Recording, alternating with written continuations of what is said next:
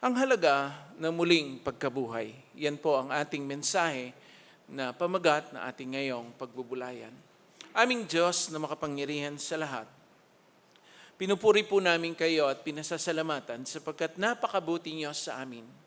Salamat po, Panginoon, sa oras na ito dahil idinako niyo kami sa lugar na ito ng sama-sama para kayo ay purihin, para kayo ay pasalamatan, para kayo ay sambahin.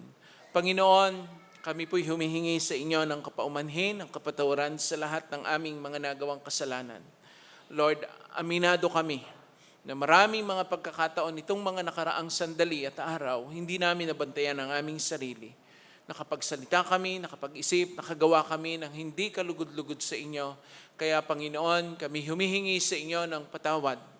Pakalinisin niyo po kami ng inyong banal na dugo, Panginoon, at sa oras na ito, maging karapat-dapat nawa kaming tumanggap ng mga pagkaing espiritual na iyong inihanda sa amin.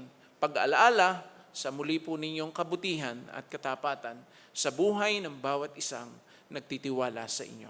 Pangunahan niyo po ang bawat isa at lukuban niyo po ang lugar na ito ng inyong kapangyarihan at kayo lamang Ama ang siyang mataas. Ito po ang aming dalangin sa pangalan ng Panginoong Jesus. 1 Corinthians 15 verse 3 to 4. Sapagkat ibinibigay ko sa inyo ang pinakamahalagang aral na ibinigay sa akin, na si Kristo'y namatay upang iligtas tayo sa ating mga kasalanan ayon sa kasulatan. Inilibing siya, ngunit muling nabuhay sa ikatlong araw ayon din sa kasulatan. Bakit dapat pahalagahan ng mga buhay ang muling pagkabuhay? Sapagkat hindi na po mapapahalagahan ng mga patay na ang muling pagkabuhay. Tayo pong mga buhay ang dapat pong magpahalaga rito. Ang halaga ng muling pagkabuhay para sa mga hindi naniniwala. It verifies the deity of Christ. Para sa mga walang pananampalataya at hindi naniniwala sa muling pagkabuhay, pinatutunayan ng muling pagkabuhay ang pagka-Diyos ng ating Panginoong Jesus. Romans 1, 3-4. This good news is about His Son, our Lord Jesus Christ. As a human, He was from the family of David. But the Holy Spirit proved that Jesus is the powerful Son of God because He was raised from the dead. Pinatunayan ng banal na Espiritu na ang Panginoong Jesus ang makapangyarihang anak ng Diyos dahil siya'y muling binuhay mula sa mga patay. Ang muling pagkabuhay ay nagpapatunay na ang Panginoong Jesus talaga ang anak ng Diyos. Matthew 28:18, and Jesus came and said to them, all authority in heaven and on earth has been given to me. Matapos po na siya'y muling mabuhay, kinausap niya ang kanyang mga alagad at ang mga tao sa kanyang paligid at sinabi niya, ibinigay na sa akin ang lahat ng kapangyarihan mula sa langit at maging sa lupa.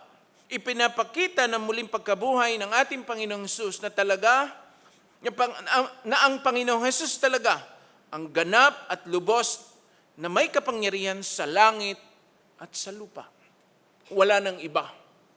Maging sa buhay natin at sa lahat ng nilalang sa ibabaw ng lupa at maging sa himpapawid, siya lamang. Ang halaga ng muling pagkabuhay para sa mga hindi naniniwala, it verifies the truthfulness of Jesus. Para sa mga walang pananampalataya, pinatutunayan ng muling pagkabuhay ang katotohanan tungkol sa katuruan, tungkol sa Panginoong Hesus. Ang muling pagkabuhay ng Panginoong Hesus mula sa mga patay ay ipinahenag niya 3 beses pa sa kanyang mga alagad. The first declaration of Jesus' death and resurrection, Matthew 16:21. From that time on, Jesus began to say plainly to His disciples, I must go to Jerusalem and suffer much from the elders, the chief priests, and the teachers of the law. I will be put to death, but 3 days later, I will be raised to life. Ito yung unang pahayag niya sa kanyang mga alagad. Pero hindi sila naniniwala. The second declaration of Jesus' death and resurrection, Matthew 17:22-23. As they were gathering in Galilee, Jesus said to them, the Son of Man is about to be delivered into the hands of men, and they will kill Him, and He will be raised on the 3rd day, and they were greatly distressed. Nung pangalawa niya sinabi, Nalungkot na siya. Nalungkot ang maraming mga tao. Ano bang pinagsasasabi nito? Totoo ba ito? The third declaration of Jesus' death and resurrection, Matthew 20:17 to 19. And as Jesus was going up to Jerusalem, he took the 12 disciples aside, and on the way, he said to them, "See, we are going up to Jerusalem, and the Son of Man will be delivered over to the chief priests and scribes, and they will condemn him to death, and deliver him over to the Gentiles to be mocked, and flogged, and crucified. And he will be raised on the third day." Nung pangatlong itong sinabi ng Panginoong Hesus sa kanyang mga alagad, alam niyo, naging tugon ng mga alagad? Nagbulong-bulungan sila at sabi, sino kaya ang papalit sa kanya? Sino kaya ang pwedeng humalili sa kanya kung totoo nga ang sinasabi niyang ito? Isipin po ninyo ang Panginoong Hesus, naglalabas siya ng sama ng kanyang nararamdaman dahil kitang-kita na niya ang kanyang maranasan. Pero yung kanyang pinagsasabihan, iba ang kanilang pananaw. Kaya anong ginawa ni Jesus? Kumuha siya ng isang bata, inilagay sa gitna nila at sinabi niya, kung sino man sa inyo ang gustong mauna, dapat maging alipin ng lahat. At dapat siya'y maging isang tulad ng bata. Sapagkat hindi nila naiintindihan. Sa una, pangalawa at pangatlong pagkakataon, ang Panginoong Hesus ay nagpahayag ng iisang mensahe sa kanila. Siya'y ipapapatay ng mga religious group, pero pagkalipas ng 3 araw, siya'y mabubuhay. At ang lahat ng ipinahayag na iyon ng Panginoong Hesus noon ay katotohanan dahil nagkatotoo. Pero sa mga hindi naniniwala, noon man at ngayon, ang tungkol sa muling pagkabuhay, lalabas na nagsisinungaling ng Diyos at hindi siya nagsasabi ng totoo. Alam po ba ninyo na nagpalabas po ang marami noon nung nawala ang bangkay ni Jesus na sinasabi at inire-report ng mga sundalo na biglang nabuksan yung pintuan ng libingan. Nagpunta kaagad sila sa chief priest at sinabi nila, totoo nga ang sinasabi niya noong paman. Pero binayaran sila. At ang sabi ng mga religious leaders, eto ang pera, sabihin ninyo na ninakaw ng mga alagad ang kanyang bangkay. At magmula noon, iyon ang ipinagsasabi at ipinagsasabi ng marami na hindi totoong nabuhay ang Panginoon. Pero pinatutunayan ng muling pagkabuhay ng Panginoong Hesus ang katotohanan that He was from the Father above and spoke the words of the Father in John 8:28 to 29. Siya ay mula sa Ama at ang sinasabi niya ay mula sa Ama sa langit. Pinatutunayan ng muling pagkabuhay ng Panginoong Hesus ang katotohanan that no one can come to the Father but through Him in John 14:6. Na walang sino man na makapupunta sa Ama kundi sa pamamagitan niya lamang. Pinatutunayan ng muling pagkabuhay ng Panginoong Hesus ang katotohanan that His blood was shed for the remissions of sins. Matthew 26:28. Na ang kanyang dugo lamang ang ibinuhos ng Diyos para sa kapatawaran ng mga kasalanan. Sapagkat sa Old Testament, ang sabi ng Biblia, kung walang pagbububo ng dugo, walang kapatawaran ng kasalanan. Kaya nga po may mga sin offering silang dinadalang hayop eh. Kailangan patigisin ng dugo. At ang Panginoong Hesus ang nagpatunay niyan. Pinatunayan din ang muling pagkabuhay ng Panginoong Hesus ang katotohanan that He came to offer an abundant life in John chapter 10, verse 10. Pinatutunayan din ang muling pagkabuhay ng Panginoong Hesus ang katotohanan that He went to prepare a place for us. Bakit siya namatay at muling nabuhay? Umalis siya at nagpunta ng langit para ipaghanda ng matitirhan ang lahat ng magtitiwala sa Kanya. Pinatutuhanan ng muling pagkabuhay ng Panginoong Hesus ang katotohanan na He shall come again in John 14:3. Na siya'y muling babalik. At ang pangako niya, isasama ko kayo sa kinaroroonan ko kapag naipaghanda ko na kayo ng matitirahan. Pinatunayan ng muling pagkabuhay ng Panginoong Hesus ang katotohanan that there will be a resurrection of the dead and ensuing judgment. Na magkakaroon talaga ng muling pagkabuhay ng mga patay. At kasunod nito ay ang paghukom. John 5:28 to 29, huwag kayong magtaka tungkol dito. Dahil darating ang panahon na maririnig ng lahat ng patay ang aking salita. At babangon sila mula sa kanilang libingan. Ang mga gumagawa ng mabuti ay bibigyan ng buhay na walang hanggan. At ang mga gumawa ng masama ay parurusahan. As taught by Jesus, all who are in the graves will come forth. Lahat, mga kapatid. Kaya ikaw man ay mabuti, kung ikaw man ay naniwala o hindi, sa muling pagkabuhay ng Panginoon Jesus, ang sabi ng Biblia, lahat ng patay mabubuhay. Lahat ng tao. Bakit ito? Si Jesus kasi nabuhay na maguli. At taught by Jesus, both to those who have done good and those who have done evil. Parehong mabubuhay. Gumawa ka man ng masama, maniwala ka man o hindi, mabubuhay ang lahat ng tao. Ano ang sabi niya? Huwag ninyo itong pagtakhan. Magaganap at magaganap ito. One, to experience a resurrection of life. The other is a resurrection of condemnation. Iyon ang pagkakaiba. Oo, lahat bubuhayin. Maniwala ka man hindi. Pero yung gumawa ng mabuti, ang sabi ron, magkakaroon ng buhay na walang hanggan. Pero ang patuloy na gumawa ng masama at hindi maniniwala sa salita ng Diyos, parurusahan. At ang magiging batayan ng paghatol sa muling pagkabuhay sa mga hindi naniniwala ay ang mga salitang itinuro at itinuturo sa atin ngayon ng Panginoong Hesus na nakasulat sa Biblia. John 12:48, the one who rejects me and does not receive my words has a judge. The word that I have spoken will judge him on the last days. Kaya mga kapatid, mapalad tayo at naririnig natin ang tinig ng Diyos ngayon. Bakit ito? Para siyasatin ang sarili. Sapagkat ang buhay ay hindi lamang dito. There is life after this life. At yun talaga, alam nyo kung wala pong buhay sa susunod na mundo, ay di sana hindi na tayo namatay. Bakit naglagay pa ng 70 years old, 80 years old, 90 years old ang Biblia? Noong panahon ni Moses, 120 ang minimum ng edad. Pagdating kay David, naging 70 and 80 na lang. Kung kayo po'y 50 anyos na natulad ko, ilang taon na lang natitira bago mag-70? Huwag niyong tingnan ang edad ko. Tingnan niyo, edad niyo. Tingin ko naman, mas marami ang matanda sa atin dito. Di po ba? Huwag niyong tingnan ang edad ko, sapagkat 20 years pa, 30 years pa. Kung mahigit na kayong 60.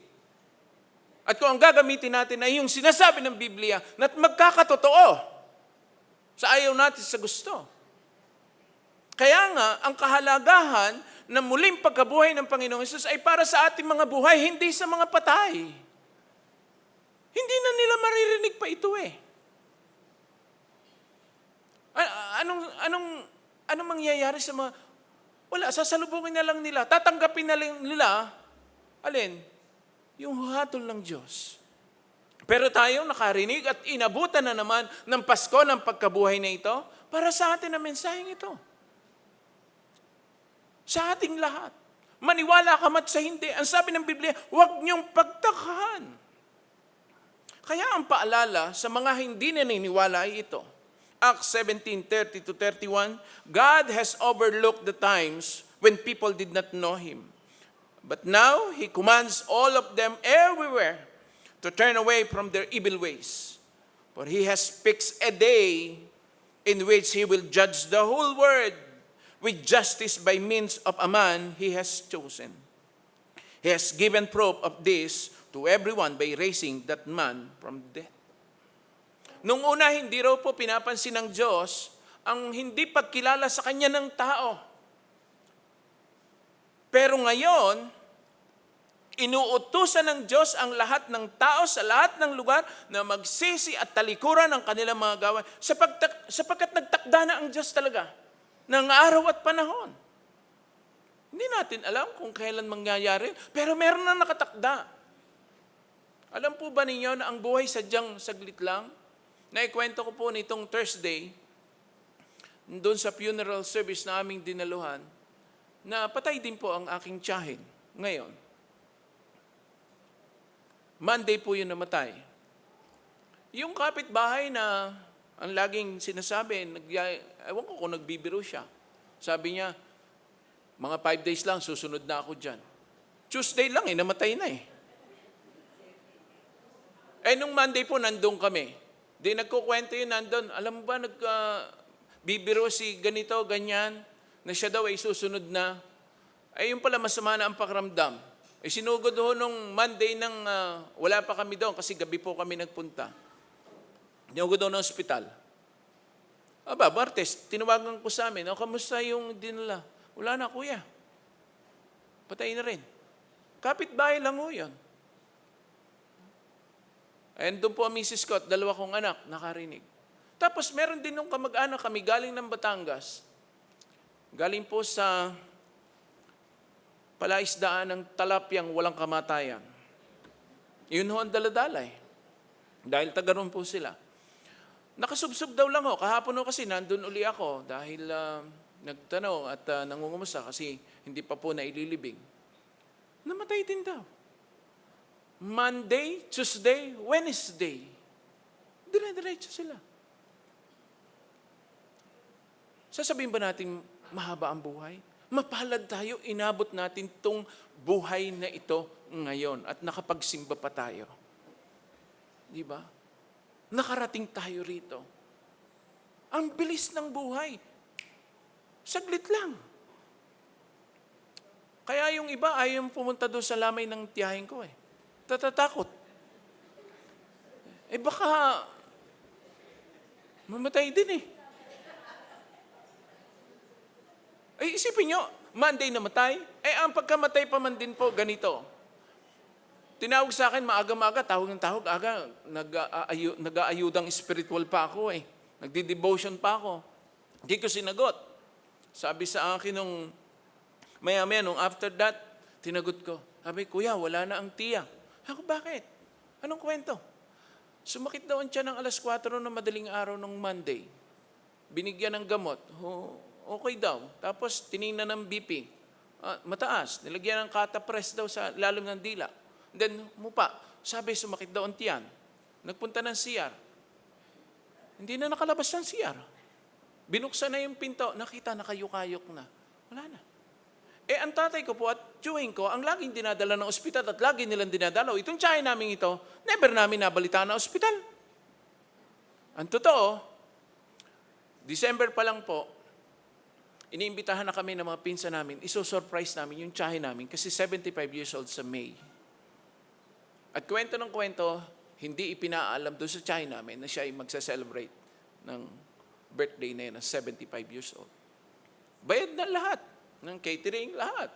Nung Sabado ng gabi, binayaran daw yung lechon. Ngayon, kakatayin na lang daw sa 40 days yung lechon. Doon na lang daw ihanda kasi bayad na. Mga kapatid, anong sinasabi rito?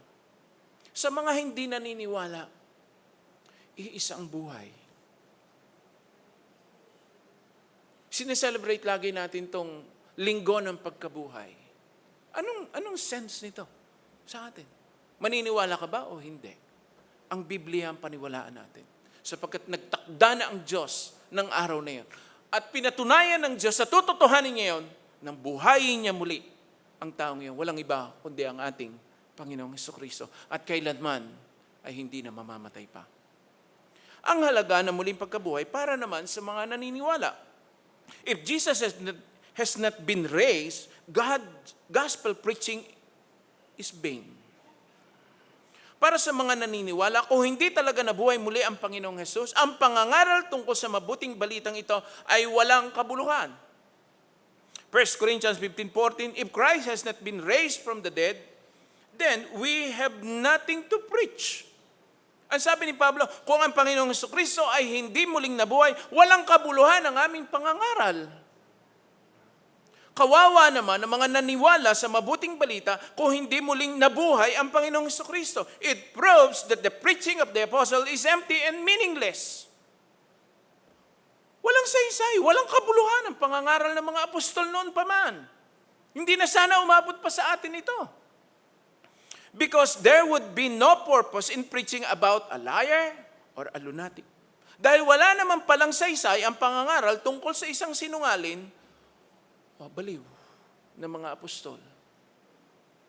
Ang halaga ng muling pagkabuhay para sa mga naniniwala, if Jesus had not been raised, our faith is in vain. Ang ating pananampalataya ay walang kabuluhan kung hindi pala na muling nabuhay ang Panginoong Jesus.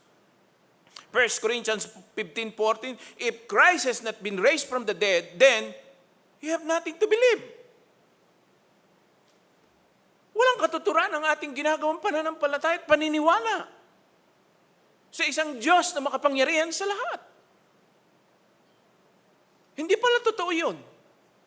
Anong silbi nun? Di nagsasayang lang tayo ng panahon? Na hindi pala totoo ang sinasabi ng Biblia because it proves that our belief in Christ is also empty and meaningless. Lalabas na wala palang kabuluhan ng ating pananampalataya dahil hindi pala totoong nabuhay muli ang Panginoong Hesus mula sa mga patay. It proves that our faith would be in a liar or a lunatic. Mapapatunayan ng ating pananampalataya na ay isang kasinungalingan at isang kabaliwan lamang pala. Nagsasayang lang pala tayo ng panahon kung hindi totoong nabuhay na maguli ang Panginoong Hesus.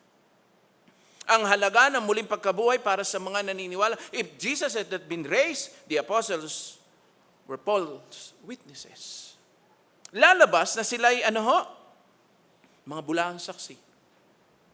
Lalabas na hindi pala totoo yung kanilang pinagsasabi.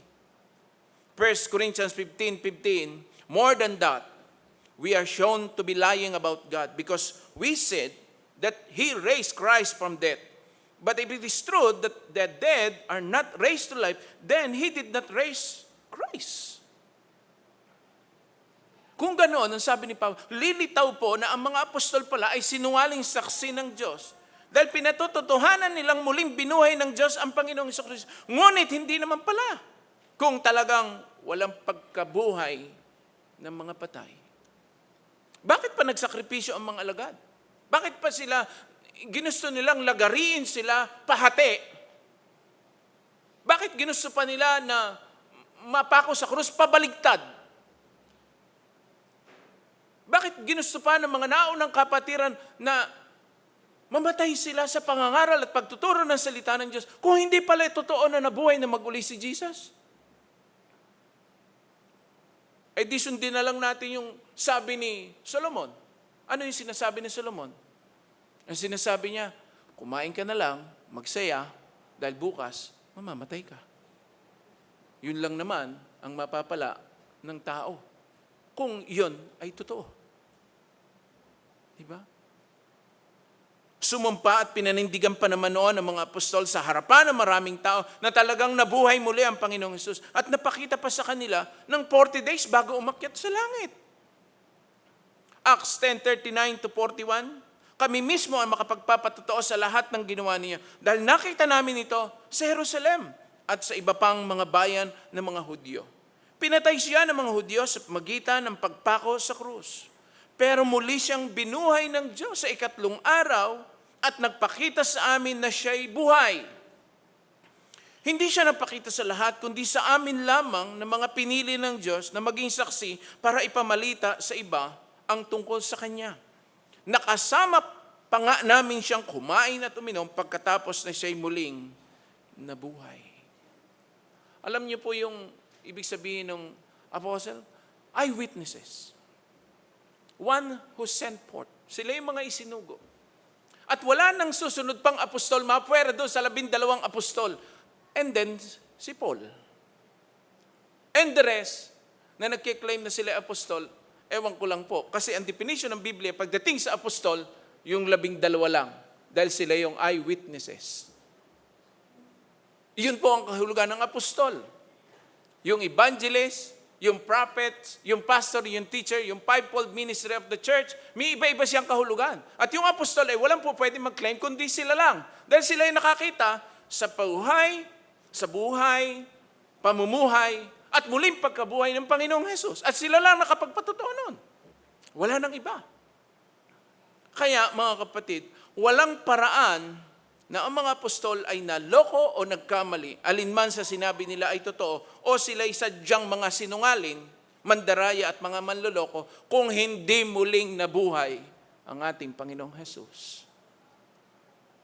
Ang halaga ng muling pagkabuhay para sa mga naniniwala, if Jesus has not been raised, we're still in our sins. Nananatili pa rin ang ating mga kasalanan. 1 Corinthians 15:17, and if Christ has not been raised, then your faith is a delusion, and you are still lost in your sins.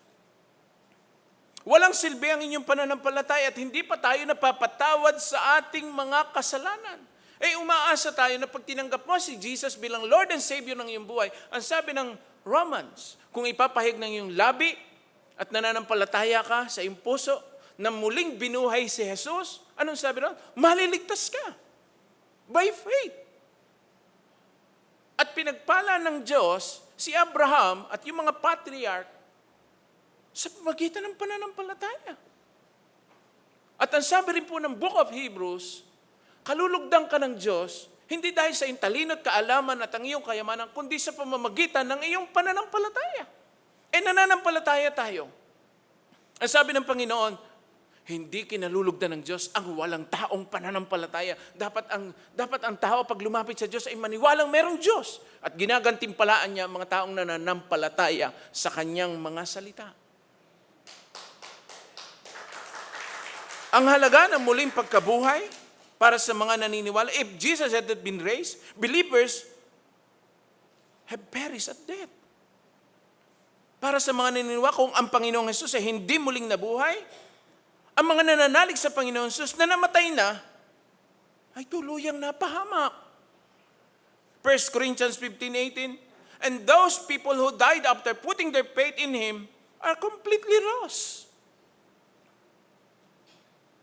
Pati sila napahamak. Kung ang Panginoong Jesus ay hindi muling buhay, napahamak sila dahil nung nabubuhay pa sila, ay nanalig sila sa isang false Messiah. Napahamak sila dahil hindi pa natutubos o nababayaran ang mga kasalanan nila. Napahamak sila dahil hindi pala totoo ang kanilang inaasahang tagapagligtas. Ang halaga ng muling pagkabuhay para sa mga naniniwala, if Jesus has not been raised, Christians are to be pitied. Kawawa. Nararapat talagang kaawaan ng mga nananalig sa Panginoong Hesus ngayon kung ang Panginoong Hesus ay hindi pala nabuhay na mag-uli. 1 Corinthians 15:19, if our hope in Christ is good for this life only and no more, then we deserve more pity than anyone else in all the world. Sa Tagalog po, kung ang pag-asa natin sa Panginoong Hesus ay sa buhay na ito lamang, ikaw na ang pinakakawawa sa lahat ng tao sa ibabaw ng mundo. Bakit o? Impyerno rin pala ang bubulusok tayo eh. Di nagsasayang lang tayo ng panahon. Kung totoong ang hindi siya muling nabuhay. We deserve more pity because we believe in a false Messiah. We deserve more pity because our faith in Him lead us to refrain to many worldly pleasures. Nararapat talaga tayong kaawaan. Dahil ang ating pananampalataya sa Panginoon ang nag-uudyok sa atin na umiiwas sa maraming makabundong kasiyahan. Ang sarap naman mabuhay. Ngayon pinipigilan mo dahil sumusunod ka talaga. Pinipigilan mo yung sarili dahil yun ang bunga ng Espiritu Santo. Na maging mahinaw, maging tapat. Di ba? Hindi ka nakikipamatok sa mundong ito. Dahil alam mo, na walang pag-asa ang iyong pananampalataya. We deserve more pity because we are often ridiculed or persecuted for our faith. Nararapat lang talagang kaawaan dahil madalas tayong pinagtatawanan, nuusig dahil sa ating pananampalataya. Pero dahil sa katotohanan ng nabuhay na mula sa mga patay ang Panginoong Hesus, it verifies our justification. Pinatutunayan ng muling pagkabuhay ng Panginoong Hesus na ang lahat ng nanampalataya sa Kanya ay napawalang sala na. Romans 4:24-25. Ituturing din tayong matuwid dahil sumampalataya tayo sa Diyos na muling bumuhay kay Jesus na ating Panginoon. Siya ay ipinapatay dahil sa ating mga kasalanan at muling binuhay upang tayo'y mapawalang sala. Alam niyo po, sa pawn shop, anong naiisip niyo pagka humarap kayo at magpunta kayo sa isang sanglaan? Ano nakalagay doong larawan na 2 pintuan na maliit lang, bintana? Ano nakalagay? Sangla, tubos. Sa palagay niyo, nasaan kayo ngayon?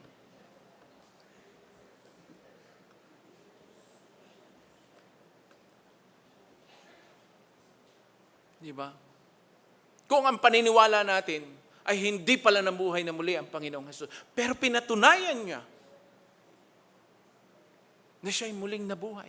Hindi lamang po tayo ang nagpatunay. Ang kwento kanina ng ating presider, yung asawa ni Dr. Martin Luther, di ba? Nakadamit ng panluksa. Dahil ang mukha niya, ni Martin Luther, ay mukhang kaluksa-luksa dahil patay daw ang Diyos. Sino maniniwala na yun? Ilang taon na yung kwento na yun ni Kuya Edwin? 1700, 1600 na? 1800 na? Matagal na yun. At hanggang ngayon ay pinaniniwalaan natin. Pero dahil sa katotohanan ng nabuhay na muli, mula sa mga patay ang Panginoong Jesus, it demonstrates the power available to all who believe in Jesus. Colossians 2:12, sa pamagitan ng bautismo, na ilibing kayong kasama ni Kristo at muli rin kayong nabuhay na kasama niya dahil sa inyong pananalig sa kapangyarihan ng Diyos na muling bumuhay sa Kanya. Alam niyo po yung illustration ng pagkamatay, pagkabuhay muli, ay yung baptism. Kaya napakahalaga ng baptism rituals na ginagawa. Hindi lang ho yung basta ritual, meron siyang spiritual significant sa buhay ng isang nananalig at handang sumunod sa Panginoong Jesus. Kaya nga may nagtanong sa akin, Pastor, hindi ko kasi naintindihan yung akong bautismo. Pwede ba uli ako magpabautismo? Sa palagay niyo po ba, intindi niyo na ngayon ang bautismo kung bakit? Opo. Gusto ko po magpabautismo. Yes, sige po. Kahit po ako nung bata ako Hindi ko rin naintindihan yung bautismo Kasi nagbautismo po sa akin ay isang Amerikanong pagkalaki-laki na ang swimming pool ay hanggang tuhod lamang niya. Pero ako'y mamamatay na, nandun na kasi ako.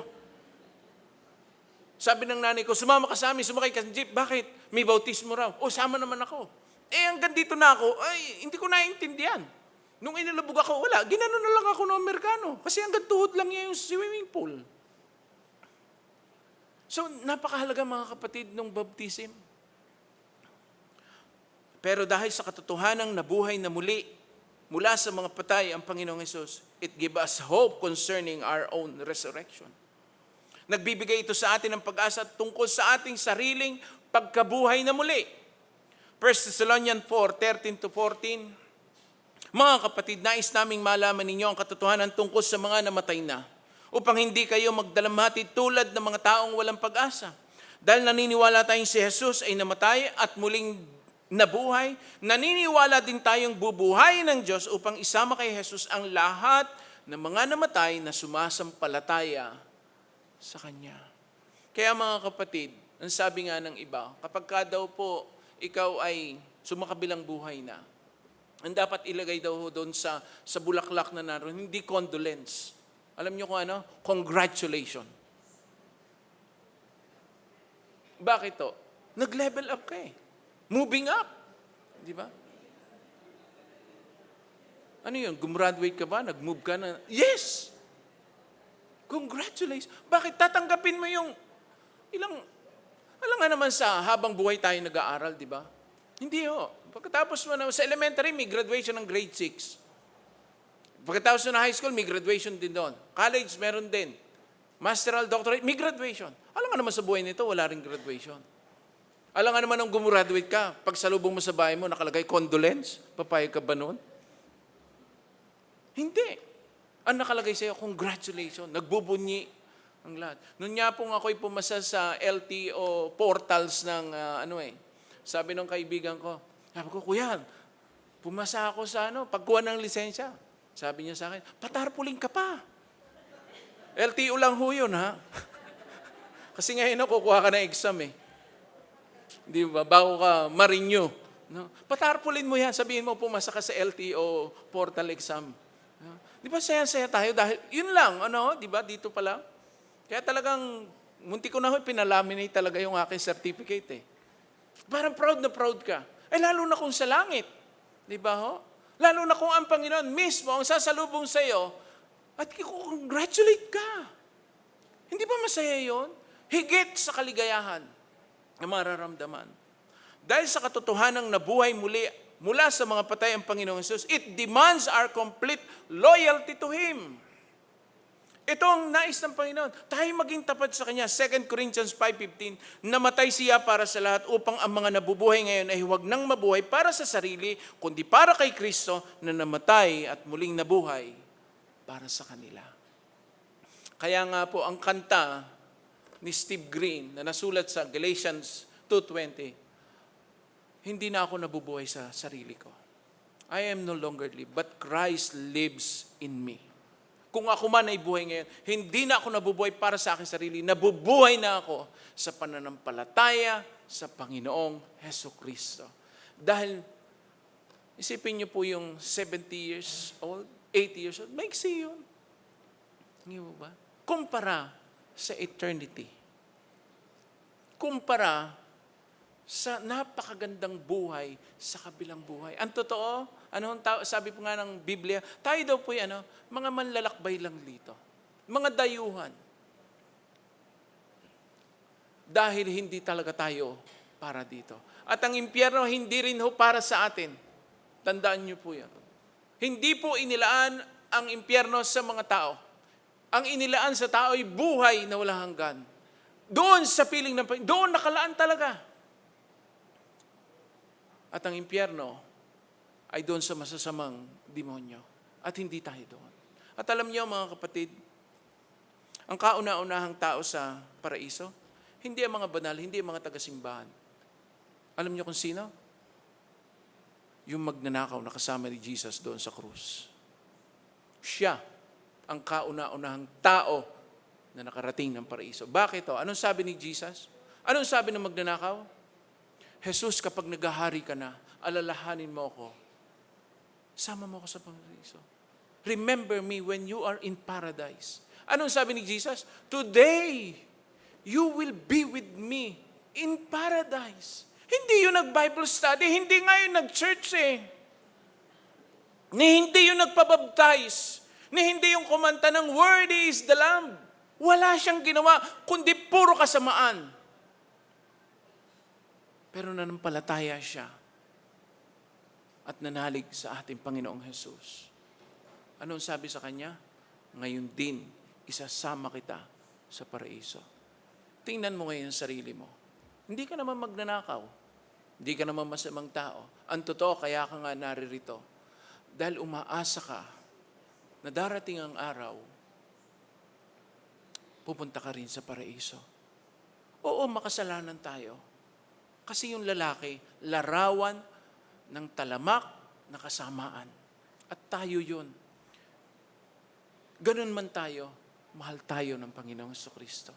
Iniwan niya ang langit, yung karangyaan, yung kayamanan, yung kinang ng ganda ng buhay sa langit. Iniwan niya yon para lamang puntahan ka ngayon. At sabihin sa iyo, gusto kitang isama sa paraiso na natirahan ko. Pero ang tanong, gusto mo ba? Ipakita mo sa iyong ginagawa, sa iyong pamumuhay, araw-araw na gusto mo talagang pumunta roon. Hindi lamang dahil tinanggap mo siya bilang Lord and Savior ng iyong buhay, kundi ipinapakita mo sa iyong pakikisalamuha sa kapwa, sa araw-araw mong ginagawa, na gusto mo talagang pumunta roon. Ipakita mo. Hindi sa asawa mo, hindi sa kapatid mo, hindi sa kanino man tao, kundi sa Panginoon na nakakakita sa atin araw-araw, minuto, kahit natutulog tayo, nakikita Kanya. Sa Kanya mo ipakita. Ipakita mo sa iyong paglilingkod. Ipakita mo sa iyong kabutihang loob. Ipakita mo. Dahil lahat ng tao, pagkasama-sama man, may kabutihan pa rin yan sa Kanyang kalooban. Walang taong 100% na napakasama. Huwag niyo pong paniniwalaan yan. Dahil ang tao ay may kabutihan dahil meron siyang Espiritu ng Diyos. Hindi siya magiging tao kung wala ang hininga ng Diyos. At kapag nawala yung hininga, babalik sa alabok ang ating katawan at ang ating kaluluwa ay pupunta at haharap sa Panginoon. Kaya, mga kapatid, yan ang halaga.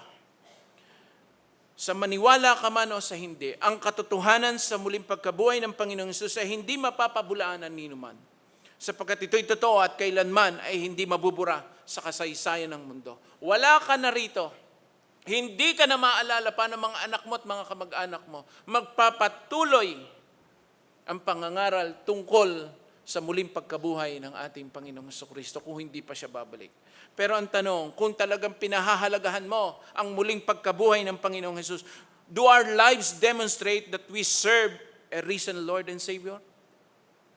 Ipinapakita ba ng ating buhay na tayo ay naglilingkod sa isang buhay at kailanmang hindi mamamatay na Diyos at tagapagligtas ang Panginoong Jesus? Pinapakita ba ng ating pamumuhay? Ikaw lang, kaibigan, makakasagot niyan. Hindi mo po pwedeng sabihin kanino man. Sapagkat lahat tayo ay haharap sa kanyang hukuman. Gaano man tayo katagal, gaano man ikaw kasipag, ano man ang ipinapakita mong mga kabutihan, lahat ito ay haharap sa ating Panginoon. Aming Diyos na makapangyarihan sa lahat, pinupuri po namin kayo at pinasasalamatan sa umagang ito. Nagpapasalamat kami dahil sa tuwina, lagi niyo po kaming isinasama sa parada ng tagumpay patungo po dyan sa inyong tirahan. Kami na mga nakarinig ngayon ng mabuting balita sa muling pagkabuhay ng Panginoong Jesus. Marahil lagi na naming naririnig yung kwento kung paano ka nabuhay, paano nabuksan ng libingan, kung paano po kayo nakita ni Maria, ng mga alagad, ng mga tao ng inyong pagkabuhay. Nakita kayo ni Tomas, at yan po ay lagi naming pinag-aaralan tuwing araw po o pagdiriwang ng Pasko ng pagkabuhay. Subalit ngayon, Panginoon, pinatunayan niyo sa amin, sa banggitan po ng inyong mga salita, kung gaano kahalaga sa mga hindi naniniwala at sa mga naniniwala ang muling pagkabuhay. Dalangin ko, Panginoon, ipakita niyo po sa amin at masumpungan niyo po kami na sa aming pang-araw-araw na pamumuhay, hanggat hindi pa po nagpapantay ang aming mga paa at humaharap sa inyo, masumpungan niyo kami na nagtatapat, na naglilingkod sa inyo sa bawat araw ng aming buhay. Salamat po aming Diyos sa iyong pagpapala. Ito po ang aming dalangin sa pangalan ng Panginoong Jesus. Amen.